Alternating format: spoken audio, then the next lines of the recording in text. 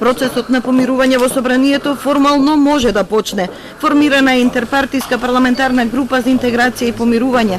Ќе ја сочинуваат подпредседателите на собранието, координаторите и представници на помалите партии. Резервирани се и посебни места за представници на СДСМ и на ВМРО-ДПМН.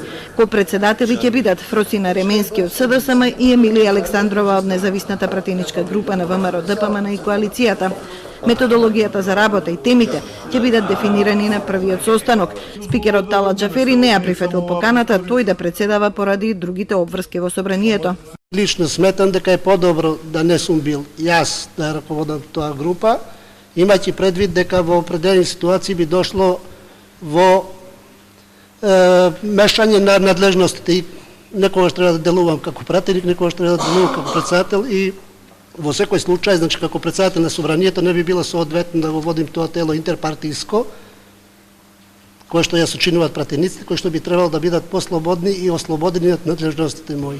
И на овој координативен состанок не дојде координаторот на ВМРО-ДПМН. Представникот од Алијансата на албанците го напушти собирот откако не добил одговор кој со кого ќе се помирува и кои би биле позитивните ефекти од тој процес. Се добива впечаток дека се работи за дневна политика на владата или, уште полошо, тенденција да се отвара мала врата низ која ќе се протурка процесот на амнестија, што за нас е неприфатливо. Крсто Мукоски од независната група изрази жалење што поради судските рочишта не може поактивно да учествува во формирањето на ова значајно тело и во собраниската расправа за амандманите на Уставот.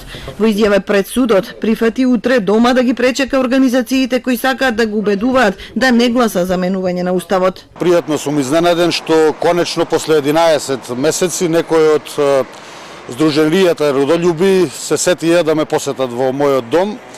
Со задоволство ќе ги примам, ќе испиеме едно кафе, ќе го примам нивното писмо, малку ќе поразговараме околу состојбите, околу она што нив ги интересира. Мојот дом секогаш е отворен за добронамерници без разлика на нивната етничка, верска или партиска припадност. Значи во текот на утрешниот ден ги очекувам без страв, бојрум нека дојдат дома на едно кафе. Утре почнува комисиската расправа по текстот на нацрт амандманите на Уставот.